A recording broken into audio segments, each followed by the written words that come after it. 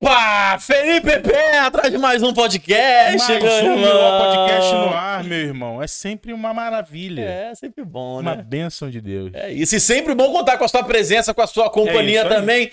Vamos caminhando junto. A gente tá tentando encurtar as aberturas. Outro dia eu fui assistir um episódio, Filipão. A gente se empolgou. A abertura do podcast tinha 10 minutos, mano. Depende do convidado. Qual é, mano? Depende do convidado. 10 minutos é muito tempo pra apresentar o convidado e começar a conversar. Né? A gente vai, né? Vai caminhando, né? Vai caminhando. Então, olha só, pra gente apresentar logo nossa convidada, a gente apresenta ela e depois faz aquele jabá que a gente aproveita a presença dela pra fazer o jabá. Exatamente. Então vamos lá. É isso. Com a gente, Gisele Boechat. E aí, olá, é um prazer estar com vocês.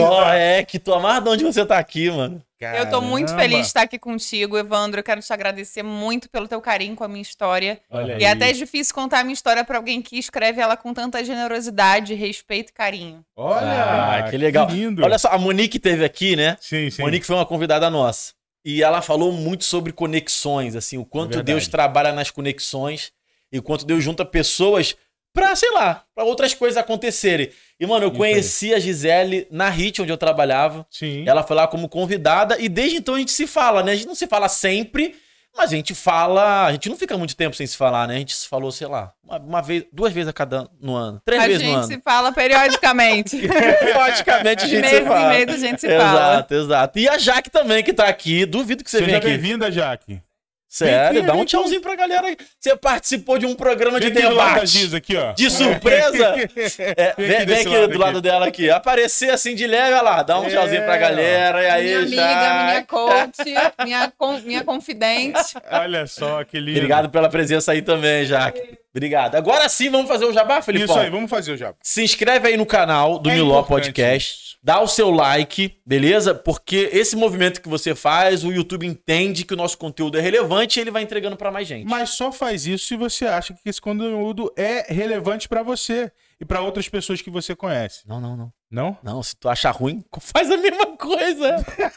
Achou chato, ruim, não gostou da gente? Compartilha, dá like do mesmo jeito, assiste todos os programas até o final pra você ter embasamento de dizer, não gosto de vocês. É isso aí, né? Porque tem muita gente que não gosta e comenta aqui e ajuda verdade. a gente. E é muito bom isso. Gisele, tem uma galera que fala mal da gente.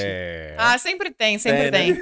É o caminho certo, sempre né? Tem um os hates são bons, eu falo pra ele. É isso. Faz parte do processo de aprimoramento. É isso aí. Feedback. Gisele, eu vou falar gravando para o que eu já falei pra você. Eu vou falar gravando e eu faço questão, porque eu te admiro demais, assim. Eu admiro a mulher que você é, eu admiro a força que você tem, eu admiro o que você construiu e admiro a atitude de perdoar que você tomou. Talvez quem esteja em casa nesse momento não esteja entendendo, vai entender até o final do programa, mas eu queria dizer gravando que você é um exemplo pra mim e acho que muitas pessoas deviam conviver com você e falar periodicamente com você no WhatsApp, como eu falo. De verdade. Então eu tô felizão. Obrigado por você ter vindo aqui ao Miló. De verdade. Eu que agradeço pela oportunidade de contar isso. Então a gente vai contando. Vamos conversando. Vamos conversando. Tá certo. Eu conheci a Gisele lá na HIT. Era um programa de debate. Tu lembra qual era o tema, não? Era sobre injustiças, impunidades. Impunidade era o tema. Em diversas áreas, Em diversas áreas. E a gente contou a impunidade no meu caso. Entendi. E aí, por isso que eu contei toda a história. Era Apura? Era o nome do programa? Era Apura? Era Apura, CJC Apura. CJC Apura. Isso porque eu fazia o programa, hein? Você fez 2 vezes aquele programa? Eu fiz esse programa uma vez, depois eu contei a história pra ia usar o material pra um documentário que acabou não rolando. Mas o Apura você fez uma vez só, né? Mas o Apura eu fiz uma vez só. Eu não gostava muito de fazer não, você acredita? Acredito, porque você é mais informal. Isso! Eu falava com o meu chefe direto, Gisele, eu falava, pô, cara, eu não gosto desse... Você tinha fichinha pra seguir, não combina com isso. Eu falava isso com o Anderson direto, eu falava, Anderson... não é meu perfil, cara. Meu perfil é mais descontraído, me deixa no esporte, ou me coloca alguma coisa mais de entretenimento, que seja mais solto e tal. Ele cismava de me colocar pra fazer coisa séria, sisuda, jornalzinho e tal. Você tem essa cara de bancada, sabia? É mesmo? É. E eu também não tinha o cabelo. Sem barba. Não tinha barba. Sem não, barba. eu tinha barba, só que minha barba era mais serradinha. Né? E meu cabelo não tava grande assim também, né? Mas enfim. Aí a história da Gisele é uma história que impacta. No CJC Apura, todo mundo ficou assim, caramba, o que aconteceu com ela? E ela tá aqui forte, sorrindo. Tudo começou na sua infância, né, Gisele? Isso. Eu vivi uma história de abuso sexual dentro de casa, praticada pelo meu próprio pai. Inicialmente, os terapeutas achavam que isso tinha começado quando eu tinha entre 3 anos, 3 anos e meio, e os episódios tinham acontecido até os 4 anos, 4 anos e meio. Depois, muito tempo depois, eu descobri que começou com 1 ano e meio de idade, né? Muito pequena, praticamente um bebê. E minha mãe, que era uma pessoa com muito pouca experiência de vida, né? Minha mãe casou virgem com 33 anos, ela ela achava estranha algumas coisas, ela percebia que tinha algumas coisas estranhas, mas como ela divorciou do meu pai muito cedo, com 1 ano e meio de casada, ela não conseguiu descobrir o que era, né? E aí esses episódios começaram a acontecer durante as visitações, que eram obrigatórias por lei. E ela percebia um comportamento seu diferente, era isso? Ela percebia que meu pai tinha um comportamento estranho comigo, do tipo me trancar dentro do banheiro durante muito tempo para dar um banho, dentro do quarto. E depois, durante as visitações, quando ela já era divorciada, que quando eu voltava das visitas, eu voltava um pouco triste, eu voltava sonolenta, né? Meu pai pingava umas gotinhas de uma medicação na minha boca que me dava sono. Meu Deus. Aí na segunda, isso era no domingo à noite. Então, na segunda-feira, minha mãe ia trabalhar, ela acabava não sabendo por que eu tinha dormido tão rápido, por que eu tinha apagado.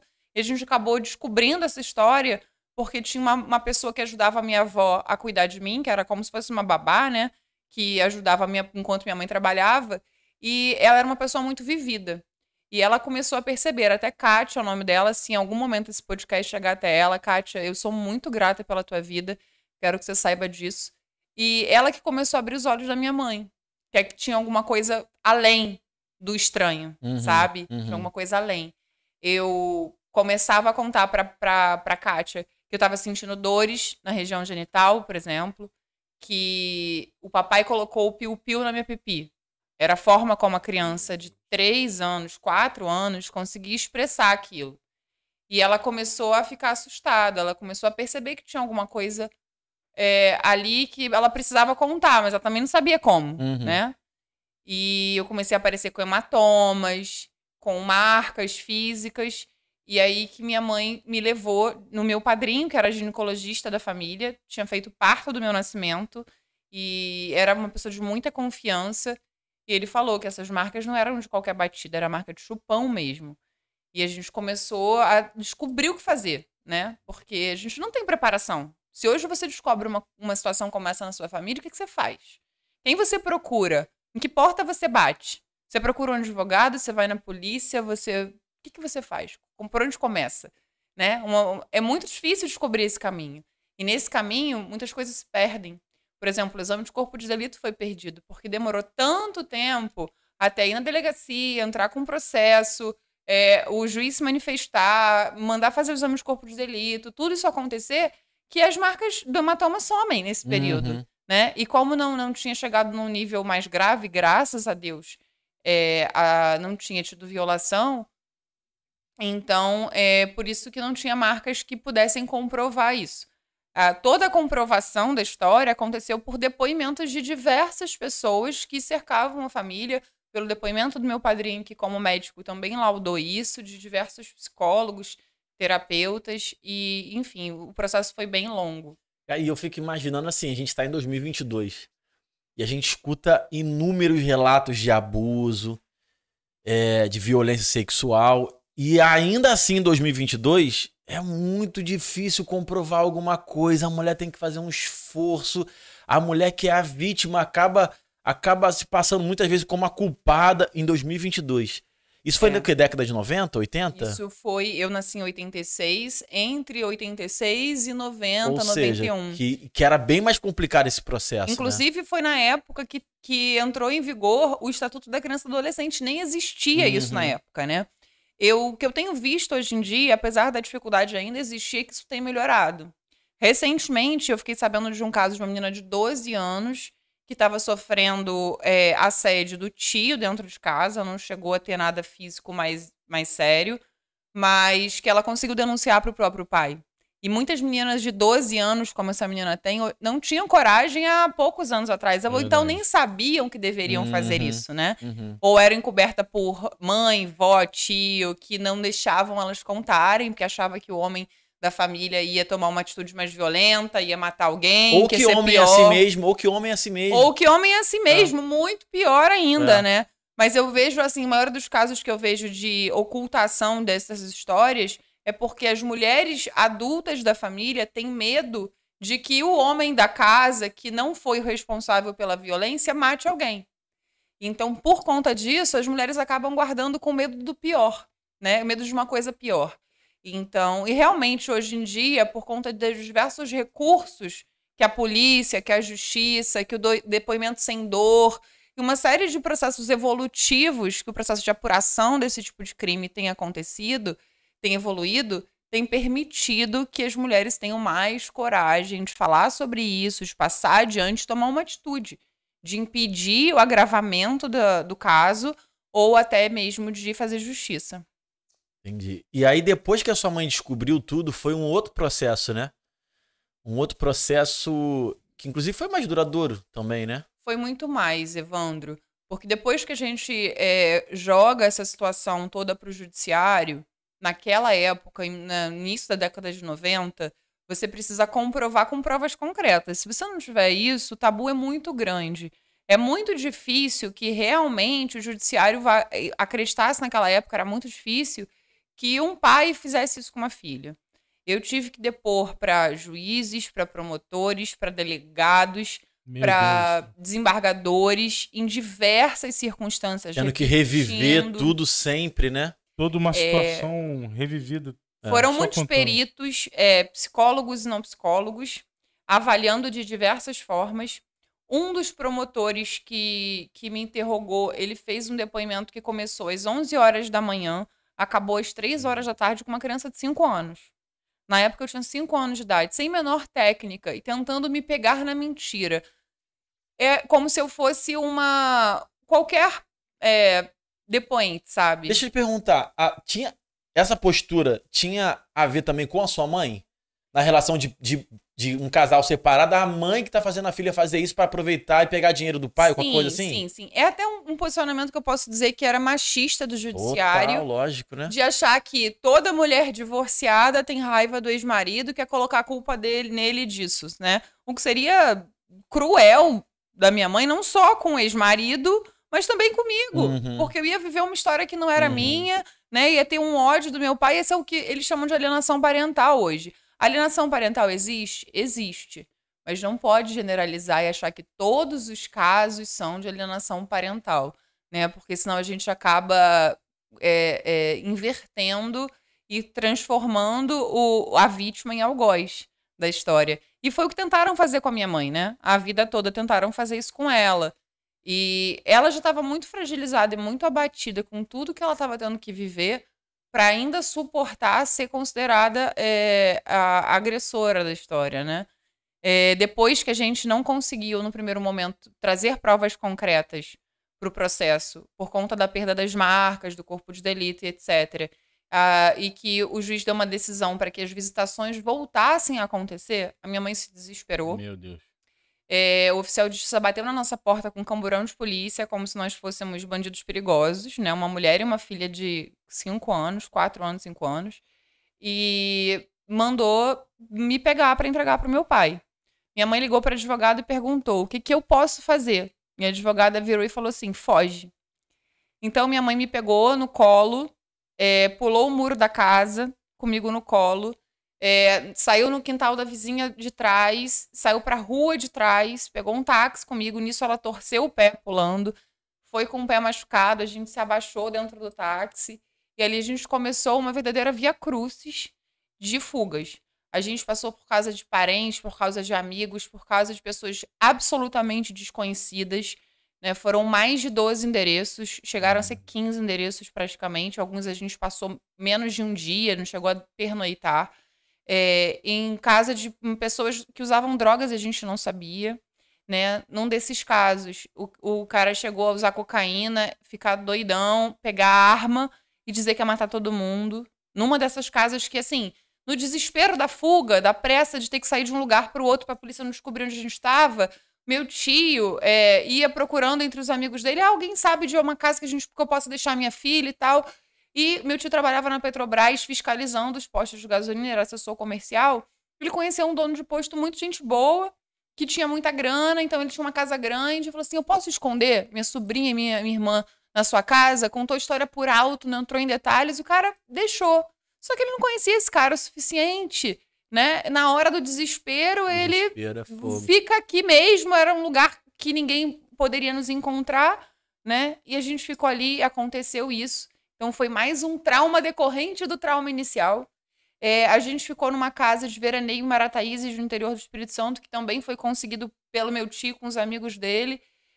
E essa casa gigante, tinha 7 quartos essa casa. Era enorme, uma casa de praia, de um dono de posto também. E o lugar era assim meio deserto. Marataízes, na época, era uma cidade de pescadores, uma vila de pescadores. Hoje tem uma estrutura maior e tal, né? Conheço lá. A cidade cresceu muito e tal. Assim, é um lugar agradável, mas na época era muito isolado e não tinha nem luz na rua, sabe? Era uma rua para ir, uma rua para voltar. E nós duas ali, a gente sofreu várias tentativas de entrarem na casa. A ponto da minha mãe ficar segurando a janela com um bandido do lado de fora tentando entrar. Os bandidos aproveitavam as épocas de baixa temporada, né? Para tentar invadir as casas. Então, assim, o trauma inicial foi o estopim de uma série de situações que foram se desencadeando. Eu só pude voltar para o Rio de Janeiro quando a minha mãe conseguiu uma decisão judicial, uma liminar, que ia demorar muito a cair essa liminar, né? Que me permitia não ter as visitações por um bom tempo. Então, foi quando eu estava quase completando 7 anos, foi quando eu pude ir para a escola. Antes disso, minha mãe me alfabetizava em casa. Por sorte, minhas tias eram professoras de alfabetização, mandavam as apostilas, a minha mãe me alfabetizava, me ensinava a ler, fazia os exercícios comigo, tentava me distrair, porque muitos dos lugares que a gente morou, eu não podia nem colocar a cara na janela, assim, eu tinha que realmente ficar totalmente escondida, né, para não ser localizada. Você, enquanto criança, você entendia o que você estava passando, assim? Tinha uma percepção? Você, com 7 anos, sua mãe conseguiu eliminar, você veio pro Rio, você deve ter passado a ter uma vida mais ou menos num sentido normalizado, assim. Mas você entendia o que você estava passando? Eu entendia até o que os adultos não queriam que eu entendesse. Minha mãe e minhas tias... E eu falo sempre isso para quem tem filhos, principalmente filhos pequenos. Não menospreze a inteligência da criança. É isso. A minha mãe e as minhas tias, elas tentavam falar até em código, para eu não entender e não ficar nervosa, para eu não sofrer. Mas eu entendia tudo, né? Eu entendia, por exemplo, quando eu estava na casa das pessoas, que eu estava ali de favor. E que eu não podia, por exemplo, bagunçar, sujar, comer o que eu quisesse. Eu entendia que aquilo ali eu estava de favor e que eu dependia daquelas pessoas. Então, eu era uma criança muito reprimida nisso, no meu comportamento. Por consciência mesmo minha, sabe? E isso era um sofrimento para mim, em muitos aspectos, sabe? Em algumas das casas que eu passei, tinham crianças na casa também, e que eu fazia tudo que aquela criança queria. A criança queria brincar com o brinquedo que ela quisesse, quando quisesse. Eu não fazia as minhas próprias vontades em nenhum momento, porque eu sabia que eu estava na casa dos outros. Eu nunca estava na minha casa. Isso era muito doloroso para mim, né? Talvez as pessoas não tenham essa percepção, mas é muito desconfortável para a criança essa posição. Muito, muito. Não exatamente, porque assim, eu morei de favor em alguns lugares também na minha infância e adolescência. Não é que eu não precisava, não podia fazer nada, mas sabe aquela coisa assim? Cara, se eu fizer o que eu quero, pode dar problema, então é melhor ficar na minha. Sem falar que muitas vezes quem te recebe na casa acha que, por estar te fazendo um favor, quer que você seja um empregado doméstico, né? Então você tem que... Subserviência, né? Você tá ali pra servir todo mundo. É isso. Fazer o que eles querem. Era quase que um empregadinho, muitas vezes e tal. Difícil. Isso reverberou pra sua adolescência e pra sua juventude em termos de comportamento? Sim. Como na primeira infância, assim, até os 7 anos, que foi quando a gente voltou para o Rio de Janeiro, eu comecei a ir para a escola e ter uma vida menos anormal, porque normal não era ainda, o processo tramitável, ainda tinha que ir na justiça, tinha que dar depoimentos, é que a gente vivia com aquela bomba relógio, porque a qualquer momento a liminar podia cair. Mas quando eu voltei a ter uma vida de infância normal, de escola, eu fui viver uma infância tardia, eu diria, né? Aquilo que eu não podia fazer antes, com 5, 6, 7 anos, eu fui querer fazer já no início da adolescência. Então, às vezes, eu tinha um comportamento meio infantil. Sendo que eu tenho 1,80 m, eu com 12 anos eu já tinha 1,79 m. Então, Gigante, né? então as pessoas me julgavam ainda por cima, porque achavam que eu era muito mais velha do que eu parecia ser. Com Aham. 8 anos eu já era muito alta e parecia uma moça. E tinha um comportamento de criança, porque eu queria brincar o que eu não brinquei, eu queria fazer Aham. o que eu não fiz, sabe? E eu sentia que eu era meio um pouco julgada pelos adultos que conviviam no meu entorno e não entendiam. Claro que ninguém podia compreender o que eu estava passando, o que eu tinha passado, mas eu me sentia julgada. Eu volta e meia me via sendo apontada pelas mães das outras crianças da minha idade, ou de crianças mais velhas, como se eu tivesse um comportamento um pouco infantil. Apesar de que internamente eu tinha muita maturidade. Eu só sentia falta de brincar como uma criança de verdade. Que eu não tinha tido isso, né? Isso é bem sofrido e faz muita falta quando a gente cresce. Você é doido, faz muita falta. Esquece. Depois que a sua mãe conseguiu eliminar, vocês voltaram pro Rio de Janeiro e nunca mais precisaram fugir? Ficaram. Não, a gente não precisou mais fugir. A gente viveu Se com esse eliminar fantasma. nunca foi caído, então, né?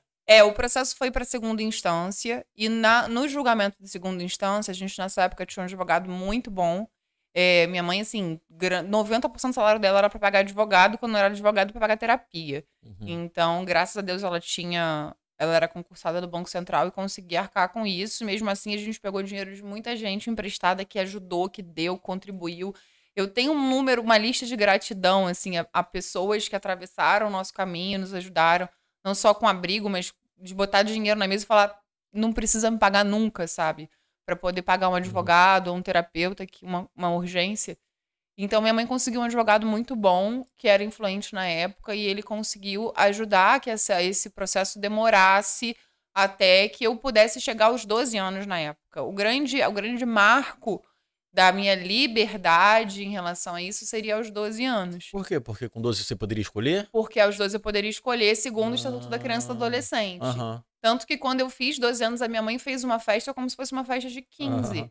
Pra comemorar aquele marco de que, graças a Deus, agora a gente não vai viver mais com aquele pânico que a gente tinha de que a qualquer momento seu pai podia aparecer aqui e pegar você com uma decisão judicial. E nesse período, o mais, assim, chocante é que de 0 a 12 anos é toda a formação emocional do indivíduo, né?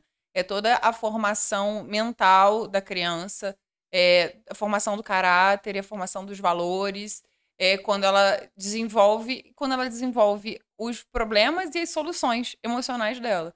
Então, por isso foi tão pesado de corrigir emocionalmente depois, e ainda é até hoje, né? Porque o processo de aprimoramento emocional, ele é contínuo, ele é para a vida toda. Então, o dano foi muito grande. Como é que você percebe esse dano? Principalmente na vida adulta, assim, a partir dos 18, 19, 20, sabe? Essa parte jovem, assim. Por exemplo, uma curiosidade que eu tenho. Como é que ficou a parte da sexualidade sua, por exemplo? Eu sinto que eu tive muitas sequelas, mesmo tendo tido muito tratamento, né? Eu namorei normalmente, Aham. eu tive muitos namorados de muito tempo, quase casei, quando eu tinha lá meus 24 para 25 anos, eu quase casei, o relacionamento realmente não deu certo. Igreja e Jesus nem existia nessa época, né? Não, eu fui criada numa família que é espírita, né? Aham. Quase todos os meus tios, diversas linhas espíritas. Aham. Umbanda, candomblé, kardecista, Aham. católico. Mas a minha mãe, ela me deu uma coisa muito importante, e eu sou muito grata a ela por isso até. Ela nunca me direcionou a ter uma religião. Ela me deixou conhecer todas, né? Entendi. Eu acabava sendo influenciada pelo espiritismo na época, mas ela me deixou conhecer todas as religiões. Ela me levava na igreja católica, se você quiser fazer catecismo, você vai fazer. E eu cheguei a frequentar igrejas evangélicas, inclusive durante as fugas, porque em Marataízes, por exemplo, o único lugar que tinha pra gente ir era uma igreja evangélica perto de casa. Uhum. Inclusive, eu reencontrei os pastores dessa igreja mesmo? na vida Olha só. adulta. Caramba, Uma loucura. que lindo. E era um lugar que eu me sentia muito acolhida. Eu ia no Centro Espírita na evangelização também, e tinha uma evangelização de Novo Testamento. E minha mãe me deu uma educação religiosa dentro de casa baseada em Jesus, né? Porque o Evangelho segundo o Espiritismo que o kardecista usa é Jesus. Sim. Então, a vida inteira eu segui isso, né? E eu lembro que eu via filmes da história de Jesus na minha infância. Tudo isso sempre foi muito marcante pra mim. Tanto que essa história da tatuagem de 70 vezes 7 é de um desenho bíblico que eu vi, Jesus falando sobre perdoar 70 vezes 7, e aquela história me marcou. E mantive isso dentro de mim ao longo da vida. Enfim, eu tive relacionamentos normais ao longo da vida, mas eu percebo que os bons homens que se aproximavam de mim, eu os fazia sofrer. Até eu entrar no coaching, eu fazia todos os homens sofrerem. Pela figura masculina que te fazia lembrar do teu pai? Eu maltratava, inconscientemente, tá? Não era uma coisa percebida, né? Mas até algumas amigas minhas falavam assim, não acredito que você vai fazer esse cara sofrer. Eu falei, não tô fazendo ninguém sofrer, tá sendo normal. Mas eu fazia, inconscientemente. E eu fui percebendo... Mas era o quê? Uma agressividade? Não. Eu fazia o cara se apaixonar por mim. Quando ele se apaixonava muito, tava assim, completamente apaixonado, eu não tava nem aí pra ele. Entendi. Sabe? Eu fazia o cara sofrer dessa forma. E assim eu fiz com muitos relacionamentos. Eu tive homens muito bons na minha vida, namorados muito bons, com os quais eu poderia ter casado, e eu sabotei todos esses relacionamentos. Aí eu fui entender, quando eu fui fazer o meu processo de autoconhecimento com o coaching, que o meu valor família, ele é muito forte pra mim. Mas eu não acreditava no casamento. Porque o casamento trouxe todo esse sofrimento pra minha mãe.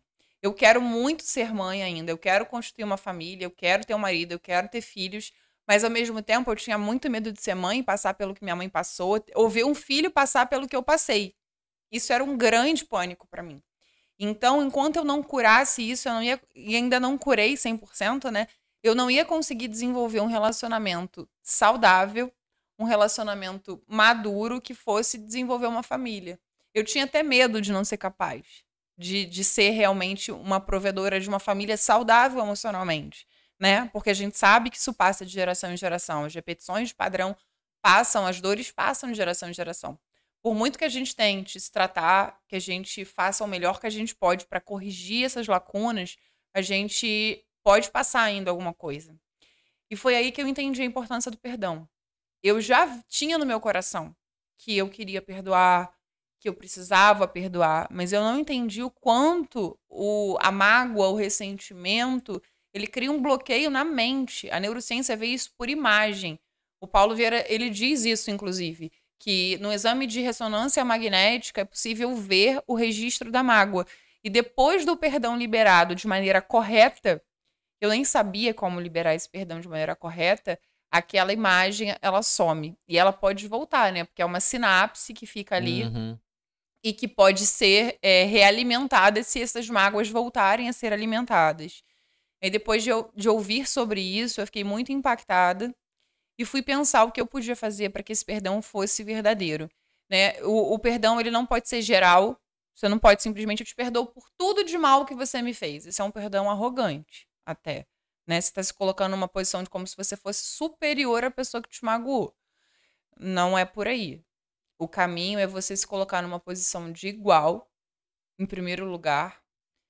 Ter humildade para entender que, por pior que sejam os erros de ambos os lados, qualquer um pode cometer erros muito graves, independente da diversidade desses erros e da gravidade que isso pode causar na vida de outra pessoa, né? Se colocar numa posição de igual e perdoar de maneira específica. Falar os motivos pelos quais a gente está perdoando. Porque quando você traz isso à tona, você se conecta com esses motivos, você traz esses motivos à tona, esse perdão se torna verdadeiro. Quando você é capaz de expor, eu estou te perdoando por isso, por isso, por isso, por isso, por isso, olho no olho. Eu comecei o processo de perdão perdoando internamente, dizendo para mim mesma que eu tinha perdoado, falando no espelho como se eu visse a imagem do meu pai, falando, pai, eu te perdoo por isso, por isso, por isso, por tudo que aconteceu. E eu falava no espelho. E aí, durante esse processo de autoconhecimento, um master coach lá da Febracis, que é até o diretor da Febracis do Rio, que é o José André, ele virou para mim e falou assim, Gisele, o que falta é você perdoar olho no olho. Se ele ainda tá vivo, ainda tem tempo de você fazer isso. E aí, aquilo ali falou muito forte ao meu coração. Eu falei, tem que ser olho no olho. Ele tem que aproveitar enquanto ele tá vivo para fazer isso. Né? Ele falou, se ele não tivesse, a gente ia trabalhar isso de outra maneira, mas já que ele tá, aproveita e faz isso que você vai ver que vai nascer uma outra mulher, e de fato. De fato, muita coisa mudou de lá pra cá, de dentro pra fora. Eu até ainda não consegui a parte do relacionamento. Mas uma das coisas que eu descobri, por exemplo, que eu tinha uma sequela para ganhar dinheiro. Eu não conseguia ganhar dinheiro, eu não conseguia prosperar. Eu era muito bem sucedida nos estudos, eu era uma excelente aluna, eu fui das melhores alunas na faculdade, eu passei na UAB no nono período e tal, passei para a escola da magistratura e eu não conseguia ter sucesso, eu não conseguia ganhar dinheiro. Eu conseguia ser maravilhosa e fazer sucesso como voluntária. Fazer trabalho voluntário na advocacia e ganhei prêmios e tudo mais por isso, até prêmio da presidência. Mas eu não conseguia ganhar dinheiro, nem com advocacia, nem com nada, só conseguia com voluntário. E aí eu entendi que na mente da criança, o pai é o provedor do lar. Então isso também magoa a nossa relação com Deus e magoa a nossa relação com o dinheiro, com a prosperidade. E a mãe está relacionada a outras questões, ao sucesso também, mas por uma outra vertente. E o pai relacionado com a nossa prosperidade, com a nossa relação com Deus, porque Deus é pai, né? Na mentalidade da criança, no simbolismo da mente, mas da real, mente existe. da criança. Quando fala de Deus Pai, muita gente entende até organicamente falando, né? De relação a sexo, a sexualidade. Mas não, a paternidade, ela vai além do que você possui como órgão. Né? A paternidade tem a ver com cuidado, tem a ver com direcionamento, tem a ver com ensinamento, tem a ver com várias outras coisas. Então, realmente, quando você tem esse corte de paternidade, automaticamente a gente faz essa associação a Deus também. Assim. Isso é fato. A gente teve um convidado aqui, ele é pastor. Rapaz, eu não sei o nome do pastor chileno. É pastor chileno, né? Não, o nome dele não é chileno, não. A gente colocou como pastor chileno. Não, todo mundo chama ele de pastor chileno. Mas eu não sei o nome dele. E aí, a gente trocando ideia, eu fiz uma pergunta assim, eu falei, pô, pastor, mas de todas as pessoas que você recebe no gabinete e tal, qual é o motivo, o grande motivo que o senhor enxerga dos problemas da sociedade e tal? Ele falou, Evandro, falta de paternidade. Exato. Aí a falta de paternidade, ela me afetou em 3 questões na minha vida. Dificuldade para ganhar dinheiro. Rapidinho, só um ponto. Você, Claro. você não teve só falta de paternidade, né? Eu tive uma paternidade machucada, Exato. né? Machucada. Exato. Medo da paternidade, Aham. inclusive. E então, tanto que antes eu tinha uma identificação muito mais com a divindade feminina, como Nossa Senhora, do que com a divindade com a imagem masculina, Uhum. né? Isso foi reconstruído recentemente. Mas o que eu mais percebo que a paternidade afetou na minha vida foi a parte financeira, ganhar dinheiro com o meu trabalho, por melhor que meu trabalho fosse, principalmente pela advocacia estar muito envolvida com a injustiça, e a injustiça Uhum. ser uma dor para mim. Dificuldade de relacionamento, né? E a dificuldade para prosperar, de fato, né? Como eu falei. Então, e a relação com Deus. A relação com Deus. Eu tinha uma relação com Deus mais distante, de que eu precisava de intermediários para acessar Deus, sabe? Eu precisava de santos, de entidades, de outras. Eu não acho que é ruim. Eu acho que a gente tem que ter uma relação com aquilo que nos faz bem, tá? Não julgo quem tem. Mas eu não consegui me aproximar de Deus, eu tinha um obstáculo nisso por conta dessa mágoa, dessa dor que eu tinha dentro de mim. E aí eu consegui consertar isso através do perdão. Foi logo depois do perdão eu consegui me batizar na igreja, inclusive na nova igreja do pastor Fragale. Eu senti essa necessidade, eu senti que eu queria estar mais perto de Deus e eu senti uma mudança na minha vida em relação a isso. Em relação à minha vida profissional, foi quando eu comecei, logo depois que eu me batizei, eu entrei um mês depois, num escritório de advocacia, ganhando um salário digno, sendo remunerada pelo meu trabalho. Eu me lembro que teve uma sessão até com a Jaque, que tá aqui, a testemunha para contar, que eu falei, eu não tô acreditando que eu tô conseguindo ganhar dinheiro com o meu trabalho.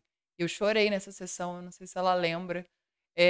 Eu falei assim, eu não tô acreditando que eu tô conseguindo ser uma mulher produtiva normalmente, ganhar dinheiro com o meu trabalho. Aquilo foi muito impactante para mim.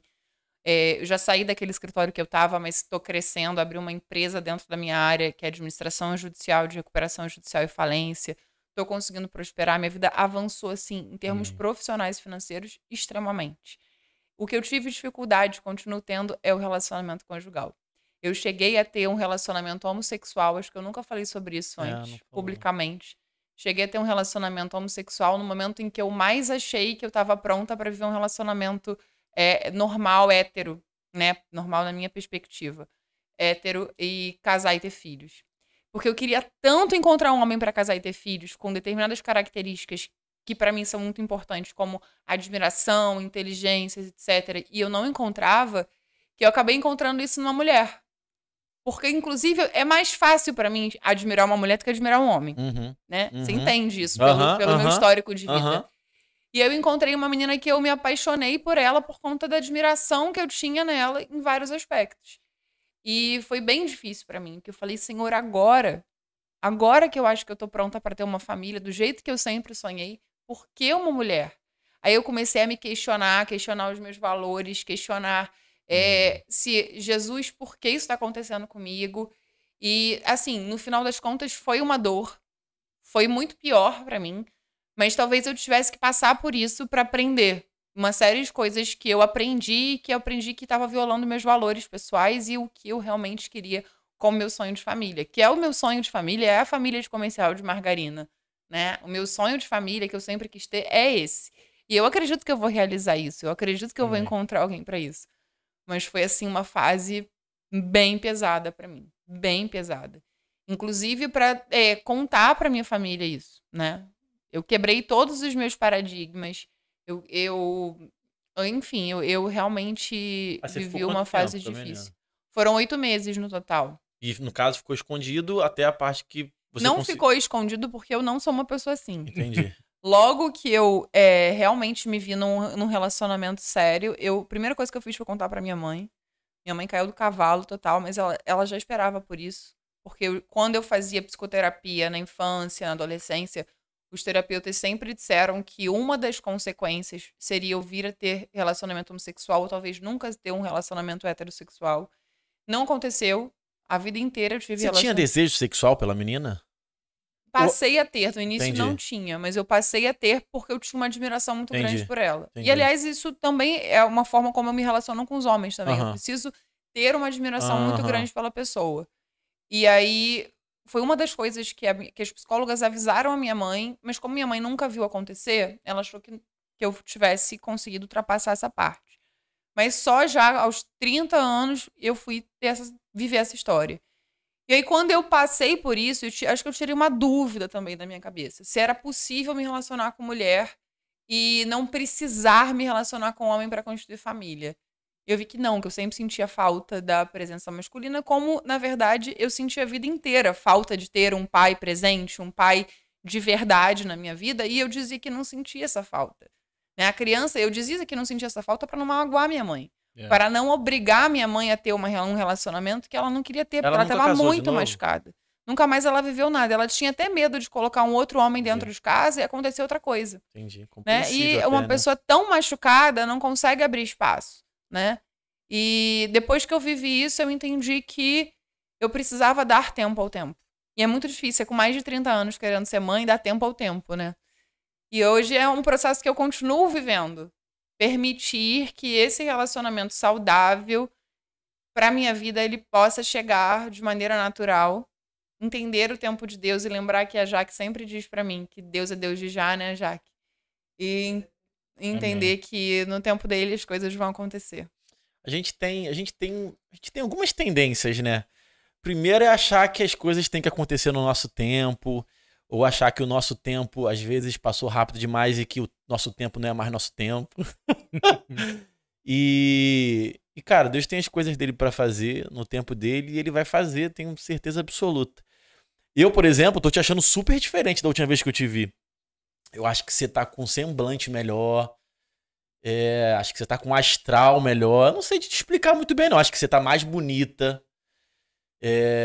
Não sei, mas eu tô te achando com um rosto melhor. Não sei se você tá sentindo de fato melhor. Eu acredito que essa transformação de dentro pra fora, desde do perdão mais intenso liberado, como desse perdão posterior, que a gente ainda nem chegou a falar, né? A gente só falou antes de desligar o microfone sobre isso. Vamos falar aí. Esse processo desse novo perdão, em relação não só ao meu pai, mas em relação a muitas pessoas da minha família que, de alguma forma, erraram em relação a essas circunstâncias, né? Ele tem sido um processo de transformação muito significativo em relação a reconstruir a identidade, porque a criança, quando ela sofre abuso, ela entende que ela não é valorosa, que ela não é importante, ela entende que ela não é protegida. Então, todos esses valores que precisam ser reconstruídos de proteção, de afeto, de valor pessoal, eu tenho trabalhado isso, né? Não só em sessões, mas individualmente. Não é uma coisa que você reconstrói da noite pro dia, né? É complicado, Isso é muito desafiador difícil. pra caramba. A gente falou um pouco em off aqui também sobre terapia, né? Isso. Eu passei a fazer terapia, eu parei um tempo, mas preciso voltar urgente, assim, porque acho que todo mundo desenvolve algumas questões, né? Por exemplo, eu nunca tive problema de perdoar, isso pra mim sempre foi muito tranquilo, e é um perdão genuíno, sabe? Tipo assim, cara, às vezes eu lembro do negócio, de uma coisa, aquilo me machuca porque tu acaba revivendo, né? Tipo assim, não é tão legal ficar lembrando disso e tal.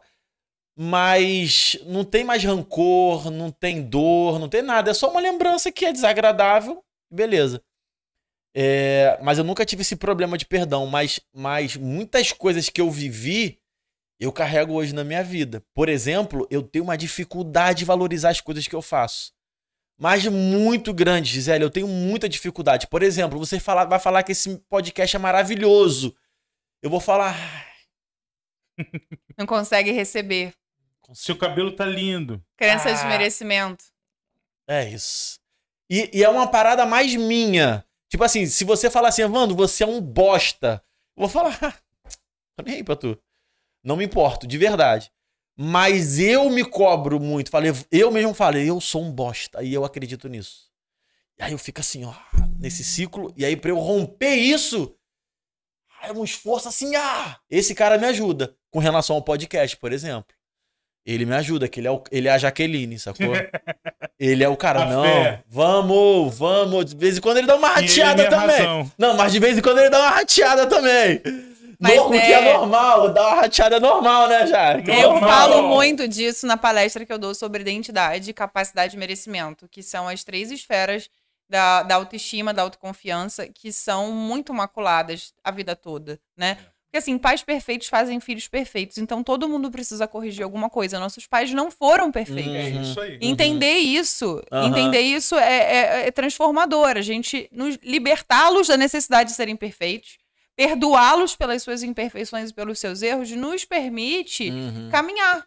Porque quando a gente entende que eles não puderam ser perfeitos, porque nossos avós também não foram, também machucaram eles, a gente consegue perdoar com mais facilidade, ter compaixão pelas dores que eles viveram. E a partir disso nos libertar para reconstruir aquilo que foi errado. Tudo bem, meus pais erraram, eu admito isso. E aceitar é o primeiro passo. Eles não foram perfeitos, eu consigo perdoá-los. E a partir desse perdão, eu tenho que reconstruir esse amor por mim mesma. Reconstruir a minha aceitação, reconstruir a minha identidade, reconstruir a minha autoestima, para que essas sequelas dos erros dos nossos pais, dos nossos avós, possam não passar para frente, possam parar aqui e a gente possa corrigir tudo isso. É complicado, eu falo bastante disso. É difícil. E aí, falando de uma coisa bem específica, eu tenho muita dificuldade com a instabilidade. Porque a minha adolescência, a minha infância, já falei isso pro Filipão, né? A minha infância e adolescência foi muito instável. A minha mãe escolheu pessoas erradas para casar. Falou aqui também no podcast. E aí eu vi coisas que eu não deveria ver, e a minha mãe separava e casava de novo e tal. Escolhi esses maridos nos locais errados também. Minha mãe sempre me deu amor, nunca faltou amor nem nada. Mas tinha essa instabilidade, uma estabilidade financeira muito grande. Nunca faltou comida, mas o arrozinho com ovo era comum, sacou? E aí hoje, quando eu tenho que dar um passo que me leva minimamente para essa instabilidade, eu tenho que fazer um esforço enorme também, porque me leva para aquele lugar, entendeu? Te leva pro medo, né? Pro medo de viver a instabilidade que eu vivi quando eu era mulher. Exatamente. Eu também tinha esse medo, porque durante essas fugas que eu contei pra você, alguns lugares que a gente passou, a gente não tinha dinheiro pra nada. Minha mãe não podia movimentar a conta bancária dela, porque se movimentasse a justiça descobria onde ela tava. Então, nessa cidade de Marataízes, por exemplo, a minha mãe ia às 5 horas da manhã lá para a beira da praia, porque os pescadores davam peixe que sobrava do que ia vender, o que não ia vender, eles davam peixe para ela. E lá no Espírito Santo, a banana da terra era muito barata. Então, ela me alimentava com banana da terra e peixe dado da rede dos pescadores, sabe? Era só, banana da terra, ela era mato. Então, ela conseguia me alimentar. Eram alimentos muito saudáveis, muito nutritivos. Graças a Deus, não me faltou nutrição. Mas eu tenho medo de viver isso outra vez. Então, eu tinha medo de ousar, de empreender, de muitas coisas que são importantes pra gente crescer, pra gente transbordar, né? Aqui, como vocês estão transbordando na vida de tanta gente. E eu não conseguia, porque eu tinha muito medo. Eu achava que eu tinha que ser funcionário público pra não passar... funcionária pública pro resto da minha vida pra não passar necessidade. E não é por aí. Isso é insegurança. É, total. E às vezes também beira uma ingratidão a Deus, sabe? Porque quando eu olho pra trás, Gisele, eu falo, mano, por que que eu tô com medo? Por que que eu tô com isso? Eu cheguei até aqui. Você tá doido? Olha como era a minha vida, irmão. Ontem foi segunda-feira. A gente tá gravando numa quarta e esse episódio vai no ar sexta-feira. Beleza. Eu passei por uma casa que lembrou muito a minha casa na infância, mano. Sério? Muito, muito. Aí eu mostrei pra Monique, eu falei, amor, eu morava numa casa muito igual a essa. Aí a Monique abriu o olho assim, né? Ela abriu o olho. Ela abriu o olho assim, né? Eu falei, mano. Por que eu comecei a falar isso? Não lembro. Histórias que deixam as nossas marcas. Exatamente. Aí hoje eu entro em casa... Irmão, hoje eu vou tomar banho, Gisele. Eu tenho 2 negocinhos no chuveiro, um pra água quente e um pra água gelada, irmão. Qual é, mano? Pelo amor de Deus, né? Eu não tenho como reclamar, não. Eu também tomei muito banho gelado em Marataízes, viu? Entrava no banho pulando, porque não tinha água quente. Era desafiador. Aí, às vezes, eu falo assim, caraca, Deus, perdão, porque, cara, olha de onde o Senhor me tirou, onde o Senhor já me colocou. Eu quero outras coisas, é lógico, né? Mas, caraca, o que o Senhor já me fez já tá maravilhoso. Não, nem se compara a vida que eu tenho hoje com a vida nem que a geração anterior teve, sabe? Eu já cresci, eu posso até dizer que eu sou um case de sucesso mesmo com todas as dores que eu tenho. Se minha vida acabasse agora, eu já poderia dizer que essa história teve um final feliz. Porque, mal ou bem, eu consegui ir além da geração anterior, que eu acho que é um dever nosso quando a gente tem mais acesso do que as gerações anteriores tiveram. A gente já conseguiu deixar algum legado, deixar algo a mais, né? E tanto na parte educacional, nos estudos. Minha mãe tinha só ensino médio, fez um concurso de nível médio, mas me deu boa escola, me deu boa educação e tudo mais, e me permitiu ir um pouco mais longe do que ela. Então, isso eu acho que nessa parte eu já consegui... enfim, consegui ser um case de sucesso, entende? E considerando o que minha família tinha, que morava no subúrbio, que tinha uma casa super humilde e tal, minha família morava na Água Santa, eu já moro na Lagoa, gente, isso não se compara, né? E Ou seja, aquela parte de não ser bem sucedida, né, mano? Esquece, Gisele agora tá explodida. É o case de sucesso. E comparando com o que eu já vivi, com o que eu tô vivendo, até posso te dizer que ainda em 2018, eu ainda precisava de dinheiro emprestado pra pagar o estacionamento pra dar sessão de coaching, né? Pra eu poder dar sessão de coaching voluntário, que era pro bono, eu ainda tinha que pegar dinheiro emprestado, porque eu tava completamente endividada da época que eu estava pra concurso, viajava, gastava concurso, então as coisas estão caminhando num sentido positivo, graças a Deus, e o perdão tem muito a ver com isso. Faz toda a diferença, com certeza. Agora a gente vai chegar nessa parte. Vamos chegar nessa parte. O Jesus, do jeito que você vive hoje, porque você já conhecia, você falou, surgiu antes ou depois do perdão? Logo depois, foi praticamente junto. É mesmo? Né? Eu, no final de 2018, depois de eu fazer os cursos todos de autoconhecimento de coaching, eu comecei a procurar uma igreja onde eu me sentisse bem. Inclusive, a Nova foi a primeira que eu fui, mas eu comecei o meu percurso de achar um lugar onde eu me identificasse. Onde é que falasse a mesma língua, onde tocasse o meu coração. E engraçado que no primeiro momento, quando eu cheguei lá, eu achei a igreja muito rock and roll. Aí eu falava assim, nossa, eu não consigo orar nesse contexto. Hoje em dia, o que eu mais gosto é o louvor. Até depois que eu me acostumei, né? Mas no primeiro Luz apagada, né? No louvor, guitarra aqui. Nosso pastor Fagalha aí. Exatamente. Um abraço, pastor Fagalha. Um abraço, Bené também. Alô, Bené. Mano, a gente tá devendo um...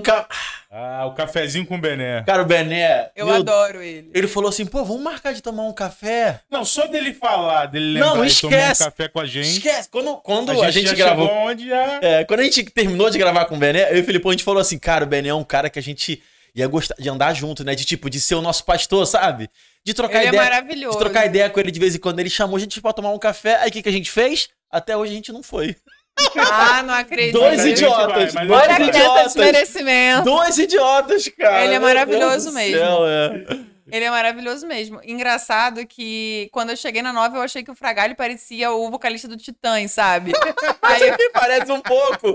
Qual o nome dele? Caramba, agora eu me esqueci, mas Ah, parece mas mesmo. parece. Aí eu sério, falei parece. assim, gente, essa igreja é muito rock and roll. No primeiro momento, foi a primeira que eu fui, aí eu fiz um tour por diversas igrejas, assisti culto, cada semana numa igreja diferente.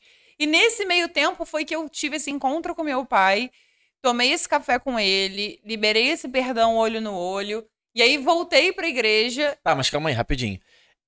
Esse desejo do perdão surgiu como? Da onde? Assim, da onde isso... Dentro Essa- desse processo de autoconhecimento. Entendi. Ah, Dentro desse Terapia e processo coach, é isso? terapia e coach, Tá. mas principalmente coach Tá. nesse momento. Eu Tá. tinha feito 18 anos de terapia, todo mundo tem que fazer, com Aham. profissionais sérios, É isso aí. competentes, né? Isso é muito importante. Isso é uma Sem campanha dúvida. do Miló. Todo cristão tem que procurar terapia e o É seu isso. psicólogo para você ser analisado. É É isso. essencial, são ferramentas diferentes, entendeu? O trabalho que a gente faz dentro da igreja não abre mão do trabalho Exatamente. emocional e vice-versa, eles se complementam. Até porque Deus dá a ciência pro homem para estudar essas É. coisas. Exatamente, exatamente. É um propósito da vida daquele cidadão que estuda essas questões e que ajuda. E eu posso te dizer que o coaching me trouxe para a igreja, porque eu fiz as formações em coaching, os cursos dentro da Febracis, que é uma instituição que deliberadamente cristã, o Paulo Vieira é cristão, né? é cristão, e ali dentro eu fui quebrando alguns preconceitos que eu tinha com crente, né? Eu tinha um preconceito com aquele crente tradicional, do terno e gravata e tudo mais, o crente que eu dizia que era um crente cafona, sabe? Eu tinha ou o crente que explora o outro crente com a questão de pedir dinheiro. Aham. Tudo isso cria um afastamento, uma repulsa que eu tinha antes, que quando eu conheci esse pessoal de perto, eu falei, não, são pessoas de valor. Hoje em São- dia não tem nenhum pastor que pede É. dinheiro de O ninguém, que estereótipo explora que era ninguém. antigamente era muito... Mas hoje pastor que explora alguém, que pede dízimo, Ah, não. Isso que pede oferta. Isso não existe, isso é década de 70. Isso é da antiga. A gente vai abrir uma igreja. E era Olha. algo. O dízimo vai passar a ser 20%. Meu A Deus. oferta mínima é de R$100. Blasfêmia. Senão o devorador toma conta. Agora o pessoal vai pegar pesado no comentário. Pode pegar. Agora vai ter dislike. Vai ter dislike agora. É, brincadeira, gente, por favor. Mas é isso tudo me afastava. Quando eu fui vendo que aquelas pessoas de fato viviam o que elas viviam o que Jesus ensina. Isso pra mim, independente de qual é a bandeira religiosa, como o próprio Fragalho fala muito, a gente tirando a questão da religiosidade, trazendo o cristianismo em primeiro lugar, os valores que Jesus nos ensinou, né? A gente consegue construir uma vida com verdade, uma vida com significado, sabe? Não era uma vida hipócrita, muito pelo contrário. E quando eu fui vendo que aquelas pessoas viviam o que elas pregavam, a melhor forma de evangelizar é sendo exemplo. É isso. Não existe outra forma de evangelizar. Se você evangeliza na base da hipocrisia, você não consegue tocar o coração de ninguém. E era o que eu via naquelas pessoas. Eu via verdade, eu via humildade, eu via valores sólidos. Eu falei, eu quero ser como essa pessoa. Eu quero beber da mesma fonte que ela bebe. E foi aí que eu comecei a ir para a igreja, com o pessoal da própria Febracis. Eu comecei a gostar, eu comecei a criar uma identificação, comecei a ver que não era aquele bicho de 7 cabeças que eu conhecia no meu histórico de vida, que eu tinha tido experiência antes. Eu comecei a me aproximar. No final das contas, logo depois desse perdão mais forte, que foi o primeiro olho no olho do meu pai, eu comecei a frequentar direto a Nova, quase que na mesma época. Comecei a frequentar direto, isso foi em novembro que eu perdoei. Em março, foi dia 14 de março de 2019, eu me batizei. Olha que lindo. E de lá pra cá, em seguida, a minha vida viveu um processo de transformação positivo inacreditável. Eu posso dizer que, assim, 99% das coisas que aconteceram foram boas. Eu passei dificuldades, mas muito menores do que poderiam ter sido se eu não tivesse firme na fé. se eu não tivesse com amigos da mesma fé. Eu fui muito socorrida na igreja, inclusive quando minha mãe passou por uma fase que ela teve doente. Fui muito socorrida lá na Nova. Só tenho a agradecer realmente pelos amigos que estão sempre comigo na igreja, como a Jaque também. E é um ambiente onde eu toda semana renovo não só o meu processo de autoconhecimento, como eu me abasteço de força para continuar nessa trajetória. Outro dia eu tava, acho que eu falei gravando isso, eu não lembro, assim. Mas que o Cristo dá um propósito, né? Dá um sentido. E já convertido, só que distante, eu senti um vazio, Gisele, assim, sabe? Eu vivi um vazio. E foi uma época da minha vida que eu queria viver o que vinha na telha, sabe? E aí eu senti um vazio enorme. E eu falava, mano, por que todo final de semana eu saio, faço as paradas que eu quero fazer, esse vazio do peito nunca some, né? E aí eu acho que é propósito, sabe? Assim, hoje eu vejo a nossa sociedade doente, as pessoas olhando só pra si, tentando se preencher de algo que elas nem sabem o que é e que eu tenho certeza que é propósito. E quando eu falo propósito, é você viver por um sentido. Qual é o sentido? Cara, ter comunhão com Cristo para que quando a gente estiver num corpo glorificado, né? A gente viver uma eternidade com Ele num lugar sem dor, sem sofrimento, sem nada, assim. Então, o propósito faz toda a diferença, né? Assim, você viver por um sentido. Cara, por que você existe? Eu existo para dar glória a Jesus. Eu existo para reconhecer que Ele é o meu Deus, que morreu na cruz, para levar sobre Ele todo o meu pecado, para que eu viva sem julgamento, sem apontamento, e que através da graça dele, que é tudo que ele fez, né? Eu não sou merecedor, mas que apesar disso ele fez, então eu tenho que aproveitar disso para falar do amor dele através das minhas atitudes, dos meus gestos. É verdade. Conhecer a forma de interpretar pela graça, a forma de falar com Deus pela graça, a forma de vencer pela graça, foi muito transformador também.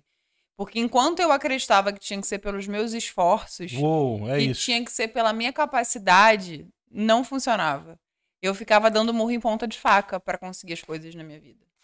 Quando eu comecei a entender, Senhor, me capacita porque é pela tua graça, Senhor, me capacita porque é pela tua graça, para todas as coisas, até para perdoar, até para conviver em família, até para estar em família. A gente acabou de vir um feriadão de Páscoa. Eu fiz questão, minhas tias foram morar no Rio Grande do Sul, fiz questão de revê-las, de estar com elas. A gente passou por um processo de mágoa na família, a gente tinha se afastado, cada um tinha ido para um lado.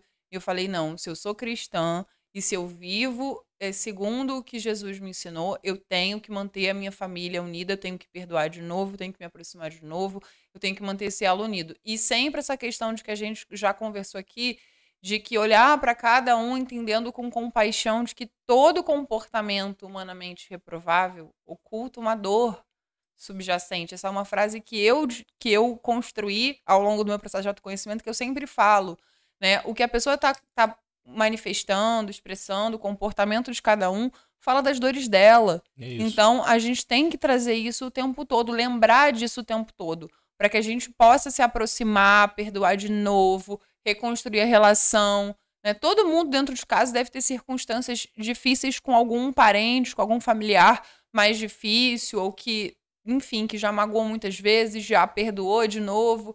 E se a gente não voltar para essa semente inicial, perdoai, Senhor, eles não sabem o que fazem, se a gente não voltar para isso, a gente se perde, inclusive, na nossa vida como cristão. E ser cristão só faz sentido se for vivendo assim. Senão é hipocrisia, não tem como. É isso. Fácil, zero fácil. Zero fácil. Tem dias em que eu quero, sei lá, chutar o balde, desistir até de ser cristão, né? Mas não faz sentido sem isso. Acho que é normal também isso. Acho que todo mundo sente vontade de chutar um balde às vezes. Já A sentiu lei, vontade? a lei, ela te traz esse peso da... Talvez não só vontade de chutar um balde, não de largar Cristo, isso não, mas tipo assim, mano, não vou mais pra igreja não, um monte de gente doente que só me faz mal. E essa conjectura gasolina tá R$8, mano, vou sair, vou lá pra barra pra igreja. Essa conjectura só faz quem vive a lei mesmo. Né? Por isso que o evangelho de Cristo é tão libertador.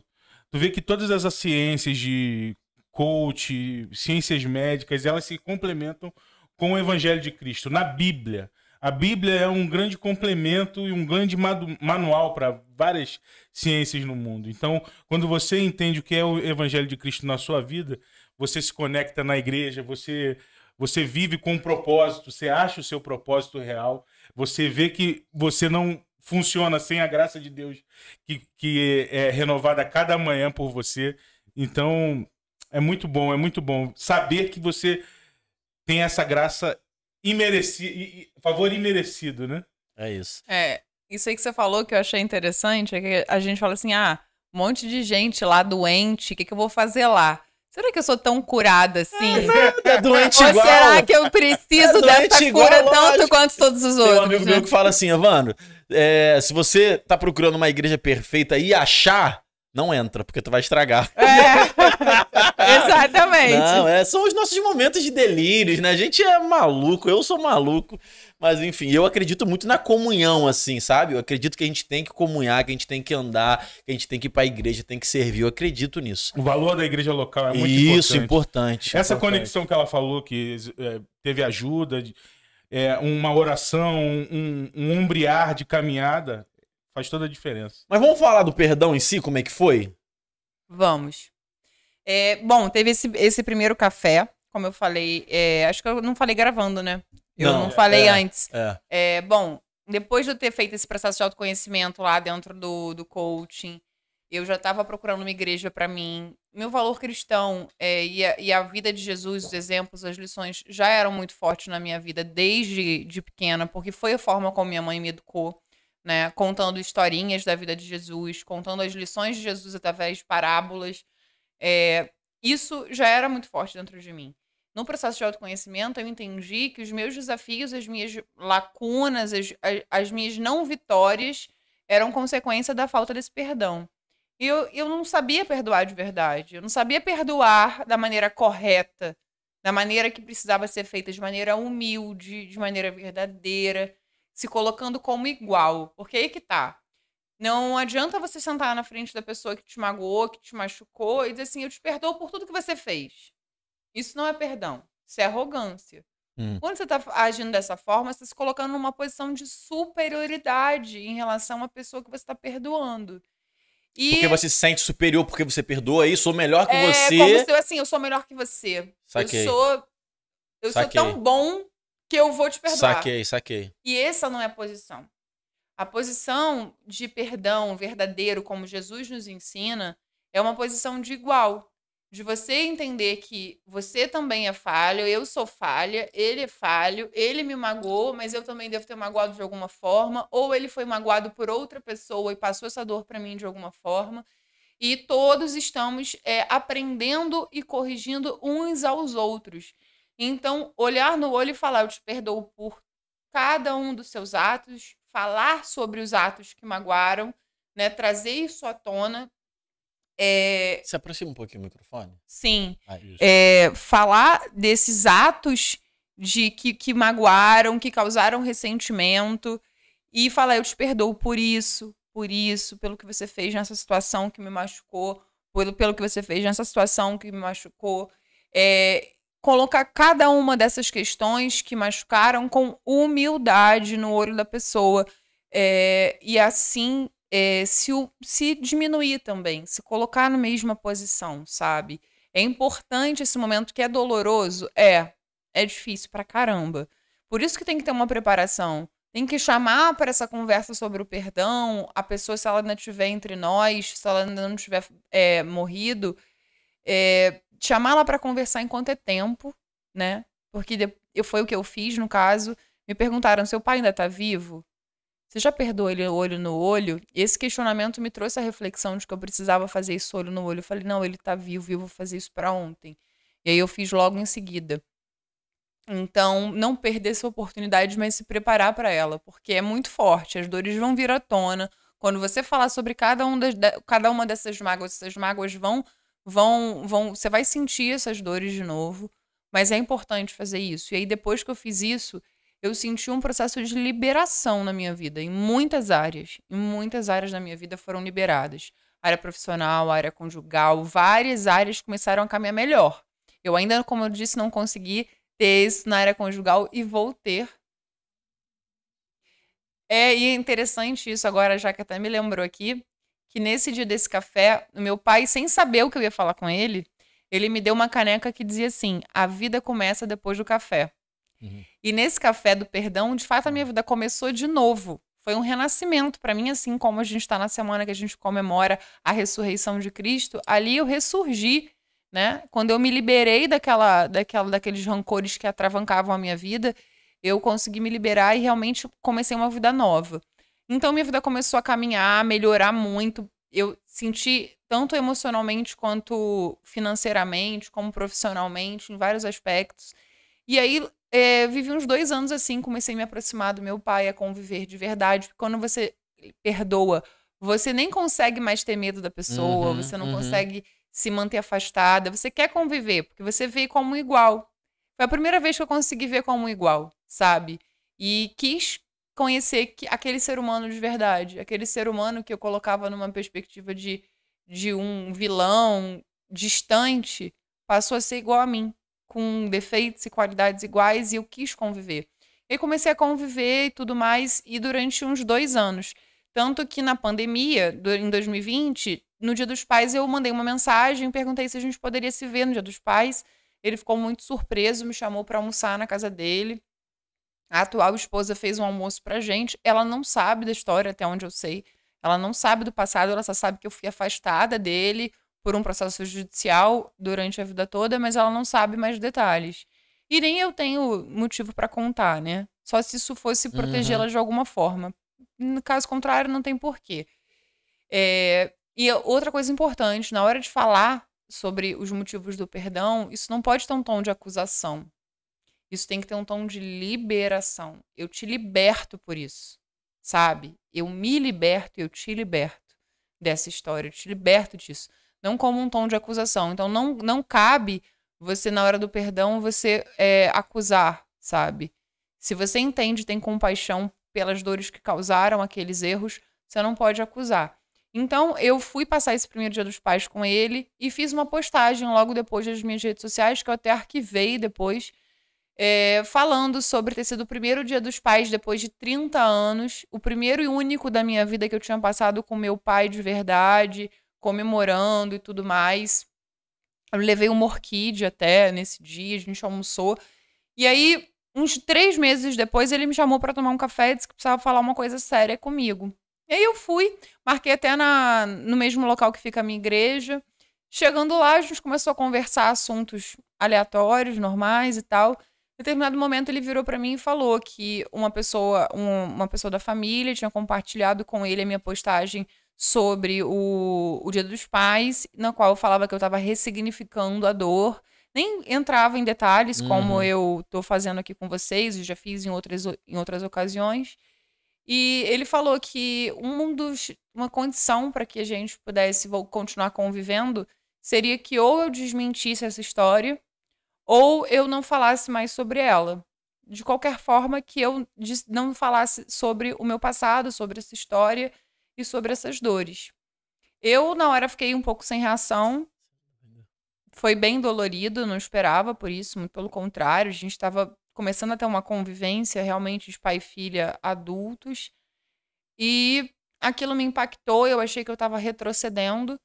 Mas eu mantive meu posicionamento de que eu não vou parar de falar sobre isso, como eu estou aqui falando hoje. Se eu tivesse me comprometido a não falar, eu não poderia estar aqui. E eu percebo que todas as vezes que eu falo sobre isso, eu ajudo pessoas.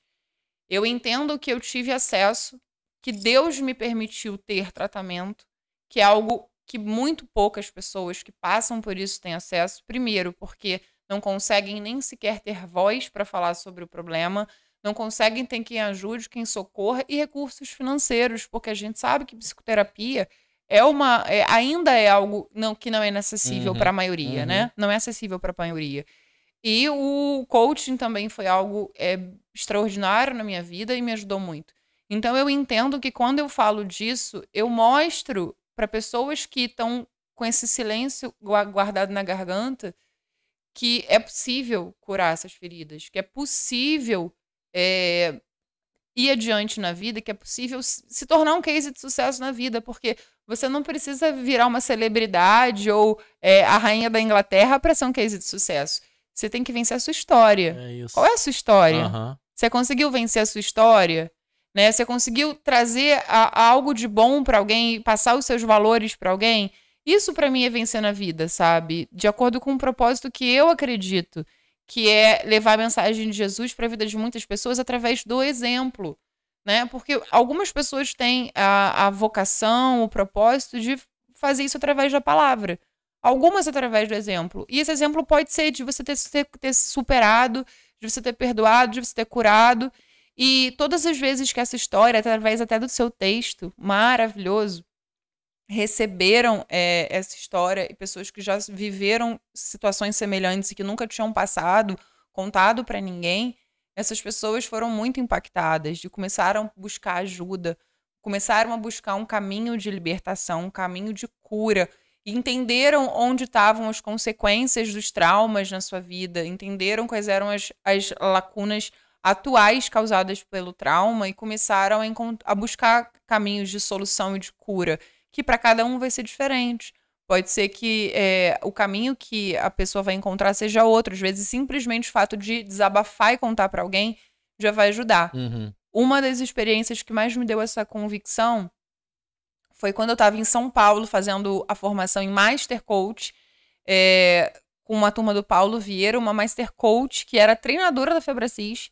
Eu fiz uma ferramenta, ela fez comigo, eu fiz com ela, porque a gente chama de ida e volta, né? Uma faz com a outra. E ela já estava há anos no caminho do autoconhecimento. Na ferramenta, ela disse que ela nunca tinha contado aquela história.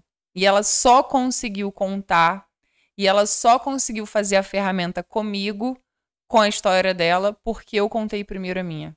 Caramba. Então aquilo me tocou profundamente. Eu falei, ela tá há anos dentro da Febracis, fazendo autoconhecimento, coaching, perdoando, seguindo esses valores, ela não conseguiu. Ela precisava ouvir de alguém que conseguiu. Mano, mas isso traz um pensamento pra mim, Gisele, que assim, eu não gosto muito do cristão, ou do pastor, ou de um líder religioso que vende uma imagem muito de santo, sabe?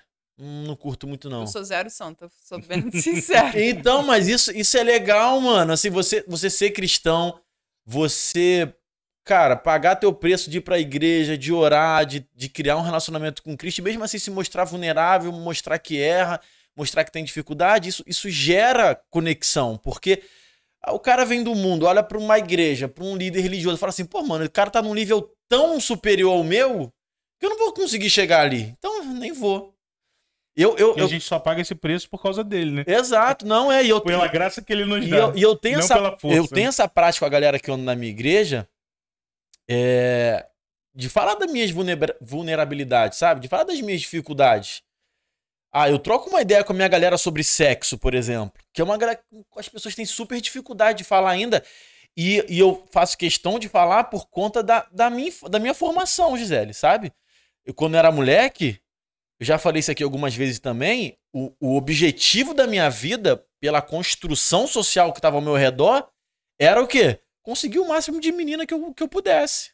E não era só conseguir, eu tinha que falar para os outros que eu tinha conseguido, entendeu? Além de falar, eu tinha que inventar coisas, porque eu tinha que ser o bonzão, eu tinha que ser o homenzão, eu sou o brabo. O pegador. O pegador.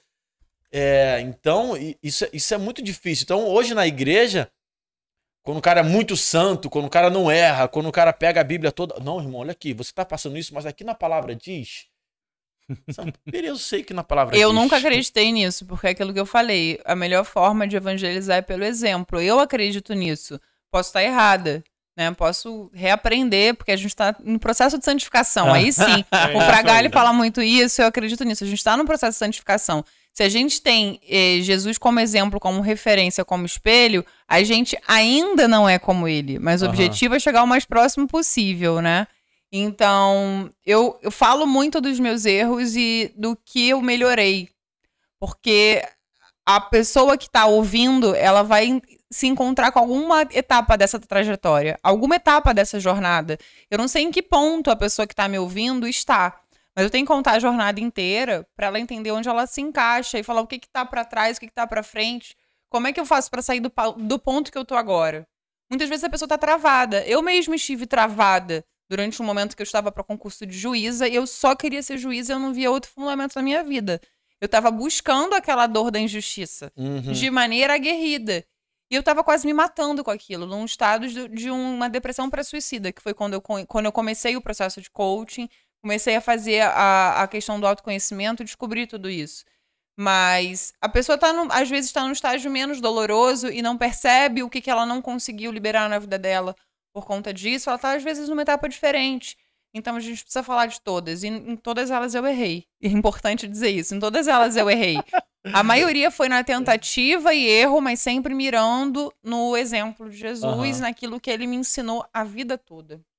Mas eu acho que isso é legal porque a gente tem uma mania de querer que as pessoas vivam Cristo do jeito que a gente vive, sabe? Tem um princípio cristão, tem um princípio bíblico que aí eu acho que tem que ser imutável, que é reconhecer Cristo como o único Senhor e Salvador, que Ele é o caminho, que Ele é a verdade, que Ele é a vida, sabe? Então, assim, tem algumas coisas que são imutáveis que não dá pra discutir. Mas a forma como você vive isso que é imutável, aí é muito particular. E aí é muito individual. Senão você cria dogmas, né? Exato. Leis que não existem. Leis baseadas em você mesmo, né? Exato. E aí, voltando à questão da minha infância, para te fazer uma outra pergunta, do mesmo jeito que eu vivi uma infância que eu tinha que ser o machão, o pegador, as meninas da minha época, elas tinham que ser as mocinhas, né? Elas tinham que tomar vários cuidados. Os homens, nesse contexto, eles tinham que ser o pegador e às vezes faziam o que o seu pai fez com você e por aí vai. E a mim me assusta a quantidade de mulheres que passaram coisas parecidas assim. Filipão, é assustador porque é uma realidade que eu não vivi, total, mas eu escuto. E aí a minha percepção se você botar 100 mulheres numa sala e falar assim, quem é que nunca foi abusada? Acho que 2 vão levantar a mão. É muito comum. Meu Deus, assustadoramente Gisele, isso é comum. assustador. Como assim? Assim, o que você vê quando você fala, quando você vai trocar ideia, quando você vai para um encontro de coach, de master... O que você vê?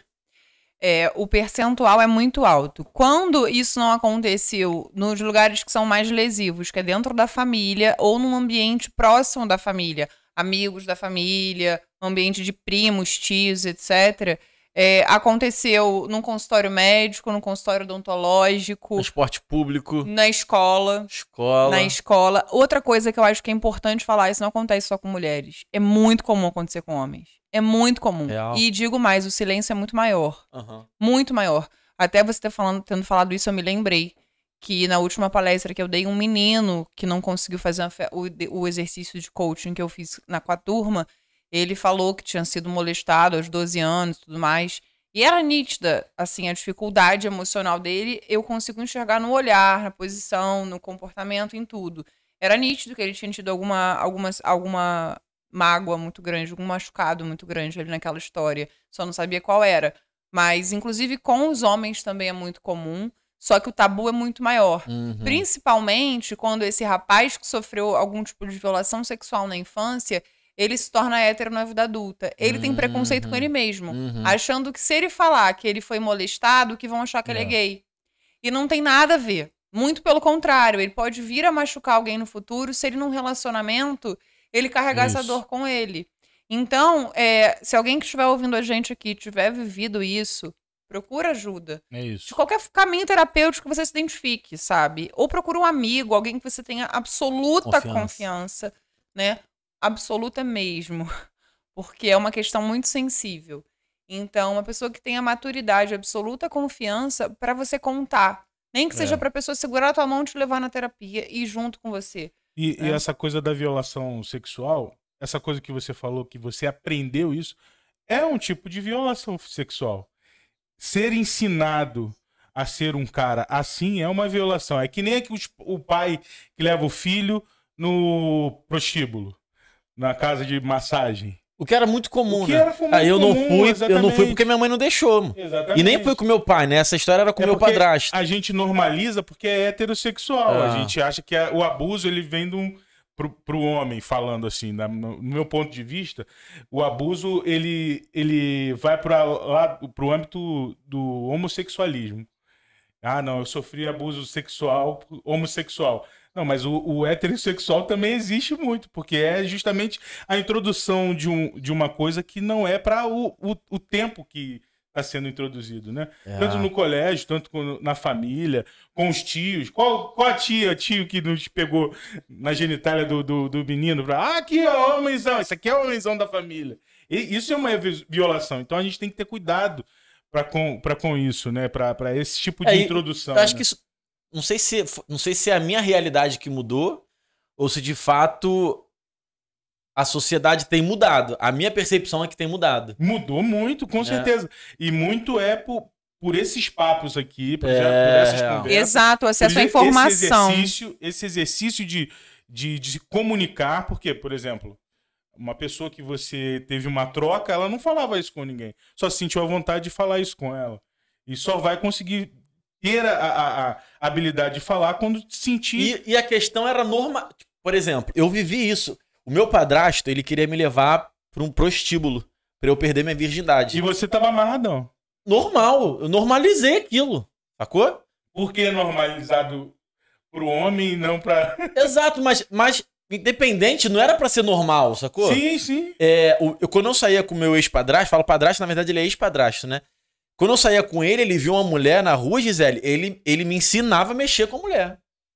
Como mexer, né? Exatamente. Eu vou usar palavras grotescas ele te aqui. deseducava, na verdade. Exatamente. Isso aí. Palavras, não é palavrão nem nada, tá? Mas só palavras que a gente não costuma não usar aqui. Quando passava a mulher, ele falava, lá, que mulher gostosa. Chama ela de gostosa, Evandro.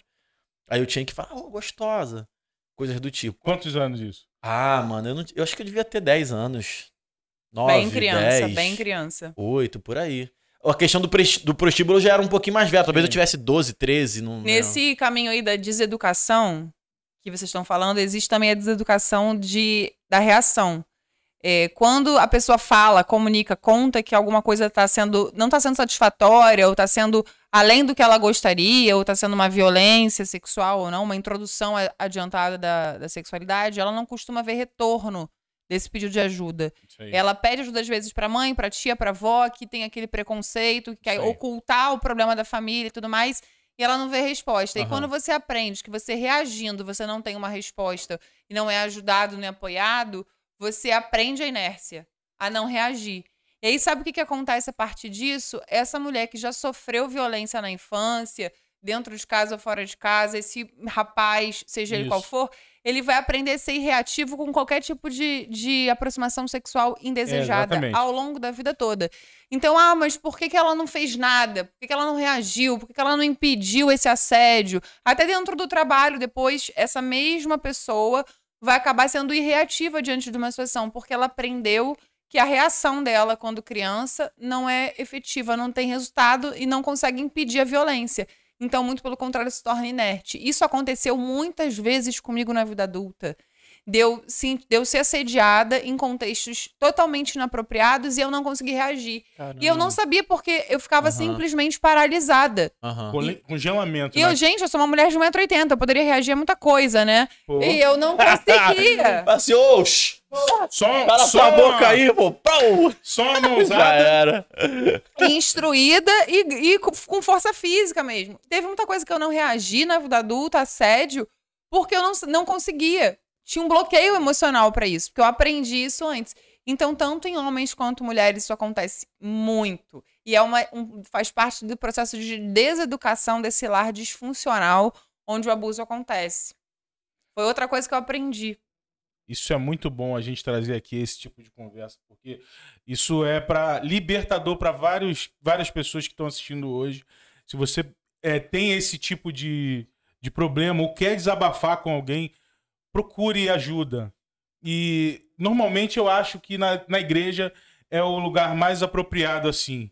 Mas como você achou também no coach, na psicanálise, na sua terapia, faça com que esse tipo de bloqueio seja eliminado. Porque pode ser eliminado. Não é isso? Isso, hoje em dia, isso está caminhando para se tornar cada vez mais acessível por conta justamente do acesso à informação e tudo mais. Até crianças já estão aprendendo que elas têm que falar sobre isso. Estão aprendendo que elas têm que reagir, que elas têm que pedir ajuda e a quem pedir ajuda. Enfim, foi isso. Você falou várias vezes aí de processo de autoconhecimento.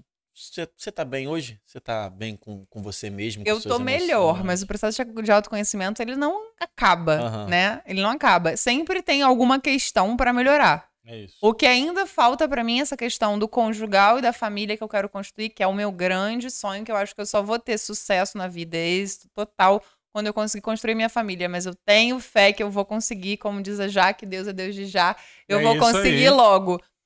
Cheguei a falar sobre depois, quando o meu pai pediu pra eu parar de falar sobre isso. Não, você começou falando. Você começou a falar. Então, o que aconteceu? Eu descobri a importância de falar sobre isso. A tatuagem veio depois disso? A tatuagem veio depois do primeiro perdão, né?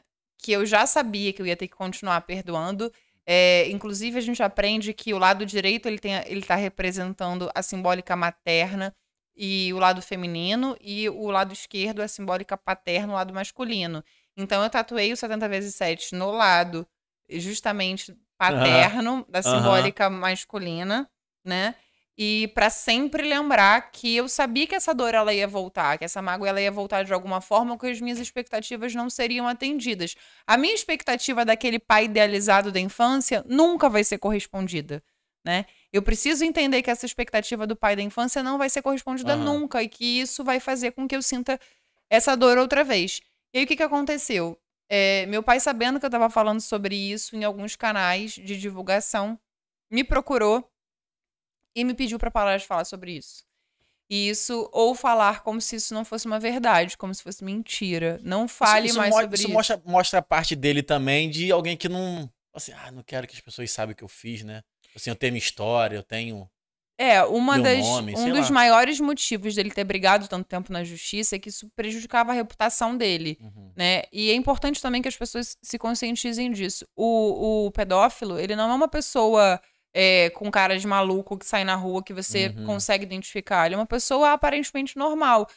Meu pai é um engenheiro bem-sucedido, trabalhou no BNDES a vida toda, tá no pé de se aposentar no topo da carreira.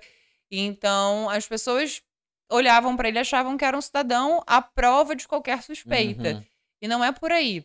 E essa mácula na reputação dele que o prejudicava. Na época, quando o processo veio à tona, chegou a sair uma manchete na Veja falando sobre o nosso caso. Foi um caso de muita repercussão, né? Porque quando essa história ela explodia e, de fato, levava os juízes a se manifestarem a respeito, fazia um grande alvoroço. Hoje em dia, por se tornar mais comum que as pessoas consigam pedir ajuda, e por isso que é importante...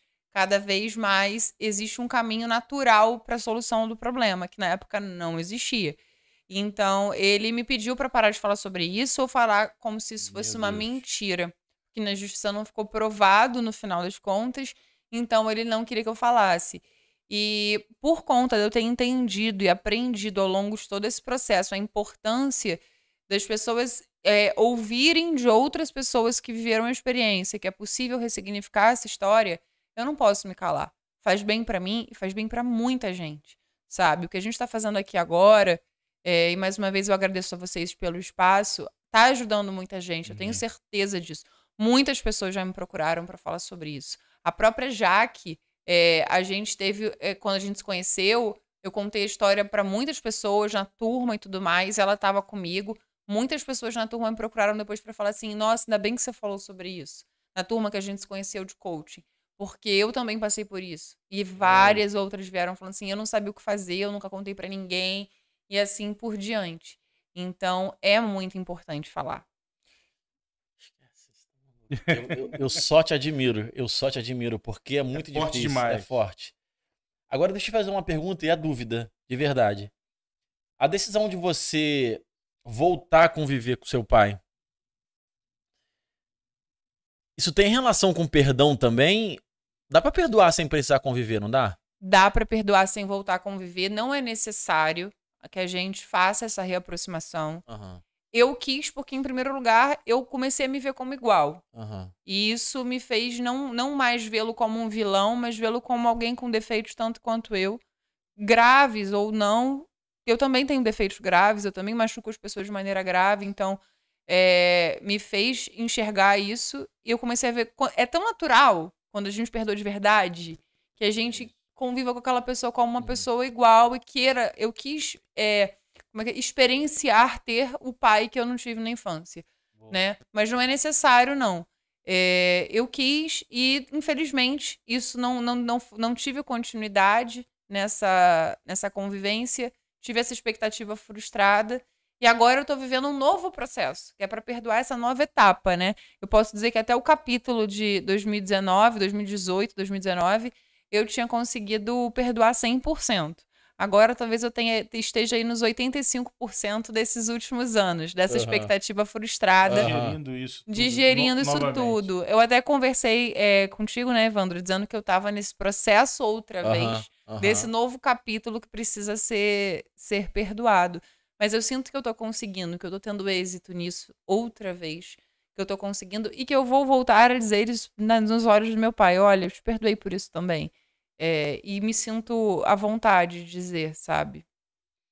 Que lindo te ouvir, sabia? De verdade. Que irado ouvir a sua história. Eu queria agradecer a tua presença aqui. E engraçado que antes de você vir, eu tava pensando assim, eu falei, pô, cara, eu não queria que no Miló ficasse... Eu lembro da gravação que você... Não o programa de debate, mas eu lembro da gravação que você fez na Hit, do quanto foi difícil pra você, das vezes que a gravação teve que parar. Eu lembro disso. Foi pesado. Foi. E aí eu falava assim, cara, eu não queria que acontecesse isso. Que ficasse pesado. Exato. E aí você chegou falando assim, eu vi que vocês têm um programa mais alto astral, acho que é uma pegada boa pra eu falar dessa história. E aí eu lembrei do que eu tinha pensado antes, falei, não vou falar nada, deixa seguir pra ver. E a gente conseguiu, né? Foi um papo, um assunto sério, um assunto delicado, um assunto que tem que ser falado. Imagino que nunca deve ser fácil pra você falar isso tudo, mas foi menos dolorido que aquela vez. Toda história é difícil quando ela consegue chegar num final feliz.